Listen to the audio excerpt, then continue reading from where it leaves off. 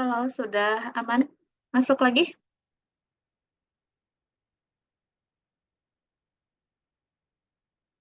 Aman, Bu.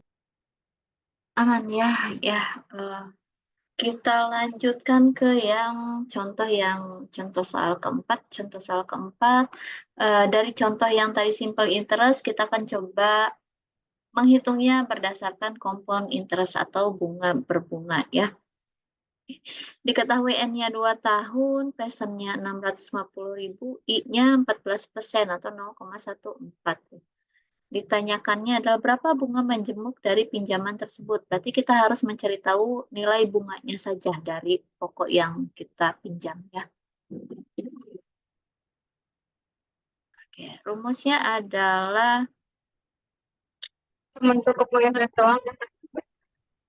rumusnya adalah tadi kita harus mencari nilai F-nya dulu ya. Nilai F-nya adalah ini. Nilai F-nya adalah P dikali 1 plus I pangkat N ya. Jadi kita cari future-nya dulu nih. Future-nya dulu berapa? Maka nanti di situ akan kita peroleh mana sini sini semua sebelum.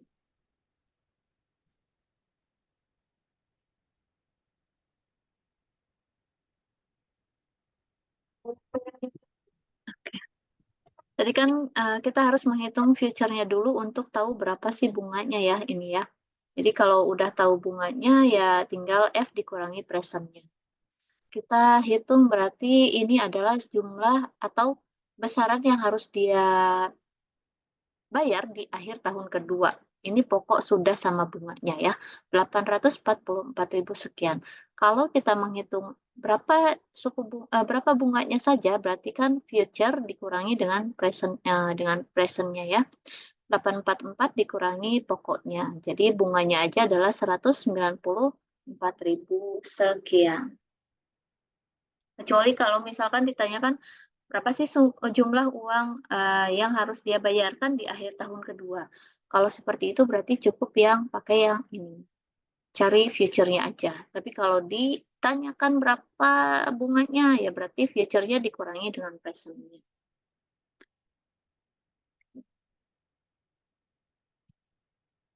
Oke, itu saja teman-teman untuk bunga ya, pengantar dari bunga. Nanti ada beberapa metode juga untuk menghitung bunga ya, bunga. Untuk yang simple dan juga compound interest. Jadi untuk latihan soalnya, silahkan nanti teman-teman kerjakan latihan soalnya untuk mengasah ya. Berarti jumlahnya itu seorang meminjam uang 1.000 dengan bunga sederhana 20%. 3 bulan kemudian uang dikembalikan. Berapa besarnya uang yang dikembalikan? Pengembalian dilakukan 6 bulan setelah pinjaman, berapa uang yang dikembalikannya? Bagaimana bila pengembalian dilakukan 2 tahun setelah peminjaman? Berapa besarnya uang yang dikembalikan? Bunga sederhana. Yang kedua dihitung menggunakan bunga majemuk ya, bunga berbunga atau compound interest. Harusnya lebih besar yang nilainya yang nomor 2 nanti, yang nomor 2. Atau yang ketiga,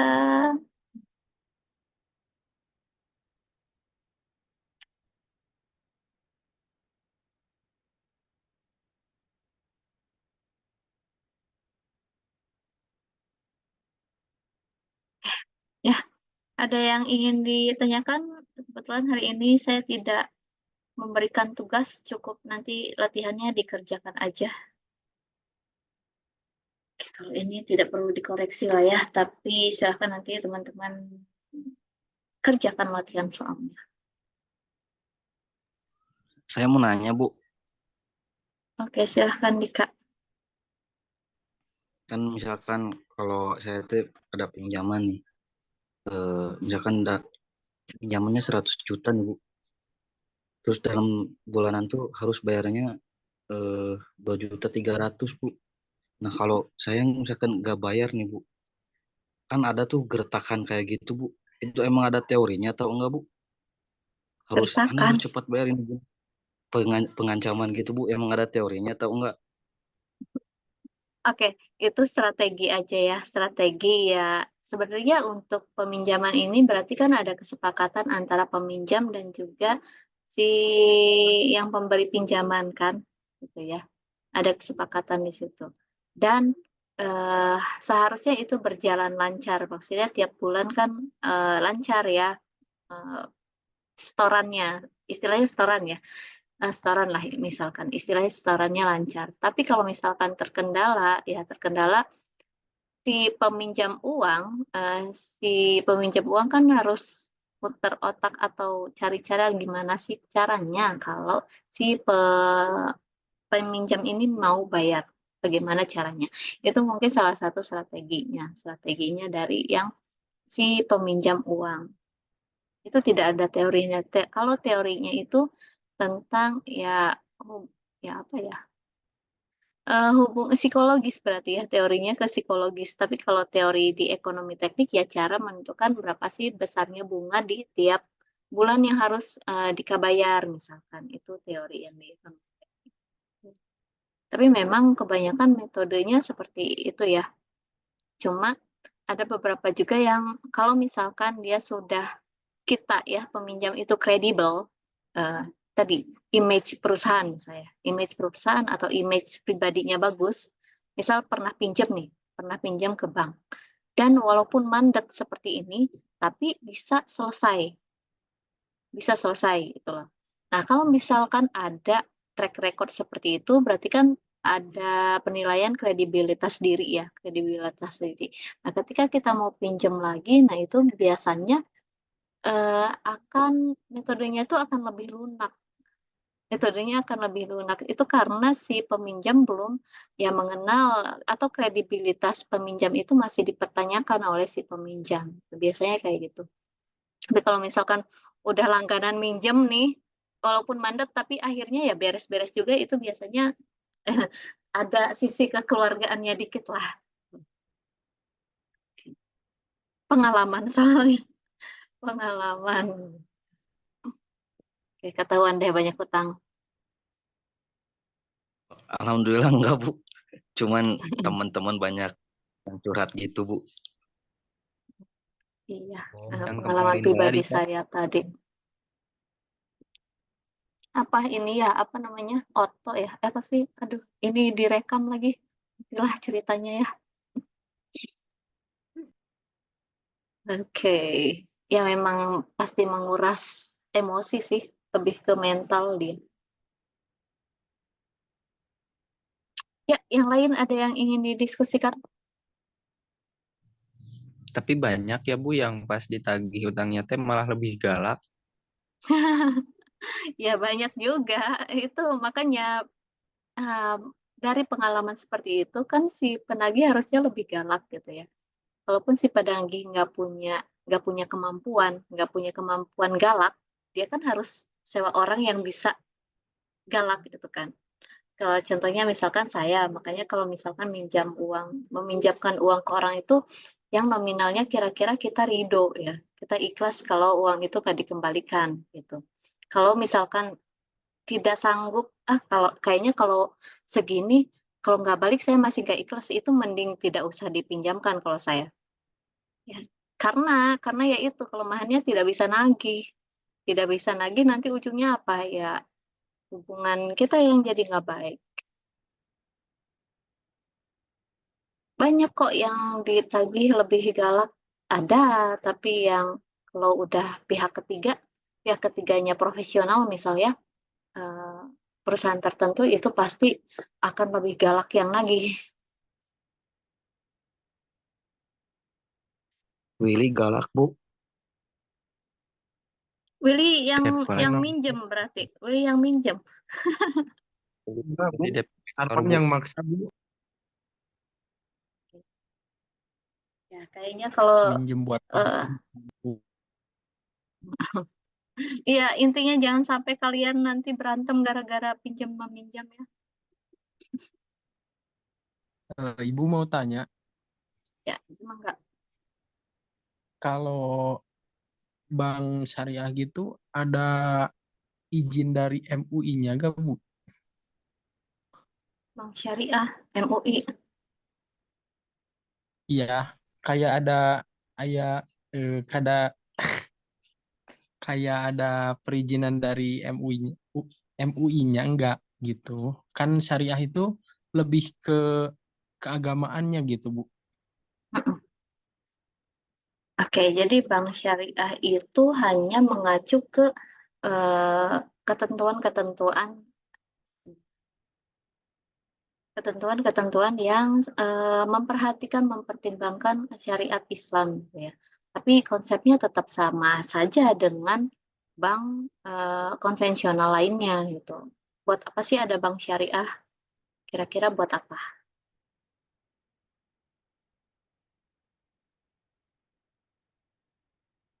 Kenapa bisa ada bank syariah? Ya mereka juga pengen untung awalnya kan. Mereka juga pengen untung, tapi gimana caranya lebih banyak nasabah? Ya pakailah embel-embel syariah ya. Karena mostly di Indonesia kan penganutnya agama Islam ya, penganutnya agama Islam. Tapi setelah dilihat-lihat memang ya hampir sama saja dengan yang bank konvensional. Cuma mungkin penerapan bunganya di syariah lebih rendah kalau dilihat ya dibandingkan bank konvensional. Karena yang dikhawatirkan oleh orang Muslim adalah bunga itu kan halal tidak? Bunga itu sesuai syariat Islam nggak? Tidak, Ibu. Tidak, Bu. Haram itu. Tidak. Ya, Bu. Tidak kan ya. Nah, makanya di situ dari strateginya bank syariah ini bunganya tidak lebih besar dari bank konvensional atau ya bunga berbunganya lebih ringan ya, lebih ringan. Walaupun konsepnya sama, pasti bunga berbunga juga di bank syariah. Jadi kedok doang gitu, Bu. Syariah teh. Ya, tidak kedok doang juga sih.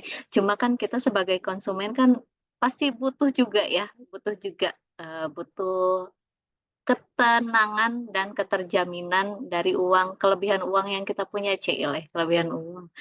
Amin. Jadi kita bisa memutuskan mau di mana nih bank syariah. Biasanya untuk tabungan haji juga lumayan tuh. Ya, tuh. Oh, berarti ada perizinannya ya, Bu.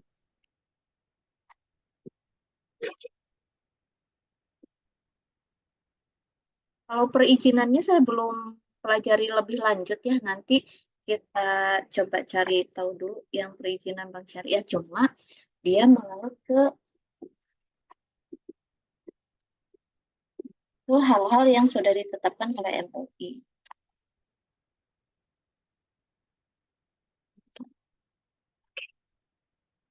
Atau ada yang udah pernah baca tentang perizinan MUI di bank syariah? Belum. Belum, Bu. Tapi jadi penasaran ya.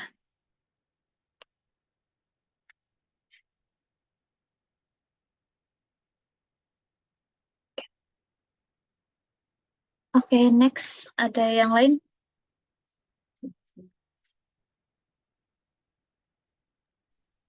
Mungkin cukup, Bu. Oke, cukup ya. Bentar.